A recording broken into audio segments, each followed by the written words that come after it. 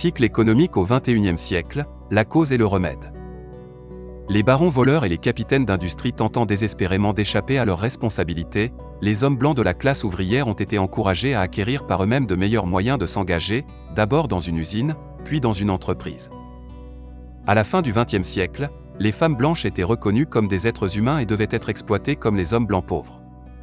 D'une manière ou d'une autre, tous les autres ont également trouvé leur chemin à travers l'âge d'or de l'auto-esclavage dans le mille pattes humain. Comme nous sommes tous devenus des esclaves efficaces, les crises économiques sont plus fréquentes.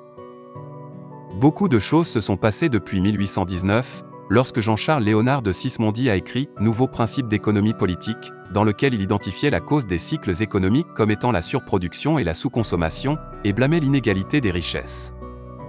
Aujourd'hui, il existe un certain nombre de verdicts différents. Fineux, Kydland et Edwards et Prescott soutiennent que le cycle économique est dû à des variations aléatoires du facteur de productivité totale. Pour Raymond Vernon, il s'agit du cycle de vie des biens commercialisables. Michal Kalecki pointe du doigt les hommes politiques. Richard Monsieur Goudouin a canalisé l'esprit de Karl Marx pour souligner l'augmentation du pouvoir de négociation des travailleurs qui conduit à une rupture de l'accumulation du capital. Ludwig von Mises et Friedrich Hayek descendent la colline en criant que c'est l'émission excessive de crédit par les banques. Lorsqu'Henri Georges prend la parole et affirme que la fluctuation des prix des terrains est à l'origine de la plupart des cycles économiques, tout le monde ne peut s'empêcher de rire aux larmes. En bref, il n'y a pas de consensus. Chaque doctrine dominante comprime l'histoire d'amour avec des désillusions indomptables. En tentant de démystifier le pourquoi et le comment du cycle économique, les moralistes et les théoriciens ont été pris au piège de ce qui anime le capitalisme et de la manière dont il évolue. Les bulles et les effondrements économiques nous ont tout rendus paranoïaques et frustrés. Richard Goudouin fait le lien entre Marx, Keynes, Schumpeter, MKS, pour nous convaincre qu'il existe des périodes transitoires récurrentes et inévitables. Karl Marx affirme que l'égoïsme des capitalistes fait que, de temps à autre, le système s'effondre. La prescription de Maynard Keynes, lorsque l'enfer se déchaîne, le gouvernement doit intervenir en distribuant de l'argent à l'armée de réserve du travail pour atténuer la douleur et proposer des plans énormes pour réduire leur anxiété tout en les maintenant en forme. Tandis que Joseph Schumpeter rassure que, tôt ou tard, quelqu'un trouvera quelque chose de nouveau pour réorienter notre envie et créer une nouvelle ruée. Mais l'énigme du cycle économique du XXIe siècle, dans sa sophistication, repose sur une caractéristique clé du nouveau changement de paradigme. Bien que la volatilité cyclique soit devenue plus dramatique à mesure que la prise de conscience s'est accrue grâce aux satellites et Internet qui ont étendu les communications au monde entier, la profondeur des récessions a considérablement diminué.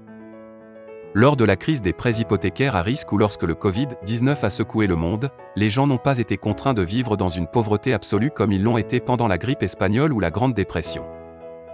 Le commun des mortels qui acquiert et possède ces moyens d'engagement, de participation ou d'implication est devenu une culture mondiale. Au lieu d'une grande armée de réserve de main-d'œuvre, les barons voleurs et les capitaines d'industrie avides de complots ont en fait produit un surplus de corsaires ou d'entrepreneurs prêts à agir. Lorsque l'on analyse la nature du commerce aujourd'hui, on constate qu'il y a plus d'entreprises que de commerce. Les économies se déplacent du secteur industriel vers le secteur des services. Et donc, le cycle économique du XXIe siècle est causé par les manœuvres des pays développés pour atténuer la surefficacité. Les explications qui précèdent en sont un sous-ensemble. L'oxycodone des pays développés, qui accumulent des déficits élevés, et de leurs habitants, qui accumulent les dettes des ménages, ajoutée à l'inefficacité excessive du tiers-monde, rend impossible d'éviter une navigation plus difficile.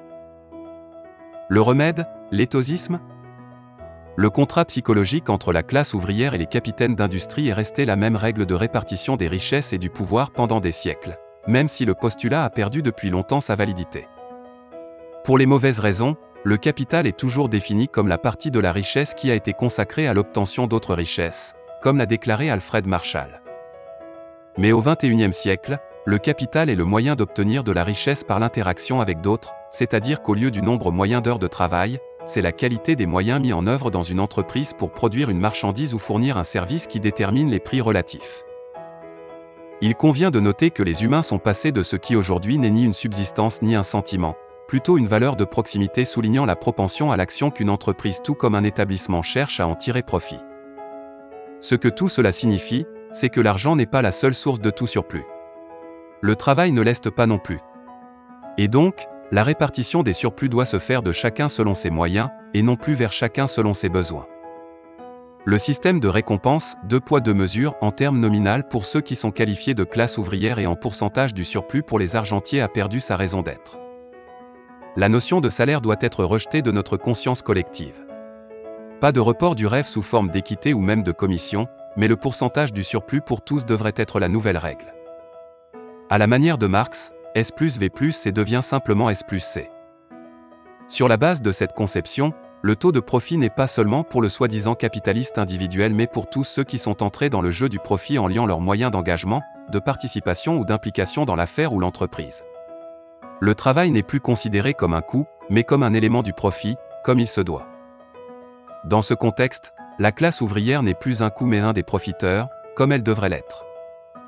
Par conséquent, l'étausisme élimine l'intermédiaire, l'État, du processus de répartition des richesses. Et ce d'autant plus que l'État est le garant des barrières injustes et de l'inégalité des richesses en étant dans le capitalisme le Robin des Bois qui vole les pauvres et donne aux riches, Robespierre dans le communisme, le gardien de prison dans le socialisme et Dracula pour les pays du tiers-monde quel que soit le système économique et politique adopté. Elle ralentira la prolifération des milliardaires tout en répandant une prospérité fondée sur le bon argument. Elle mettra également un terme à la dépréciation de l'expérience humaine qui cause de graves dommages environnementaux menaçant notre propre existence. J.O. Monsieur Sekimonio. Pour plus d'informations, visitez www.sekimonio.com.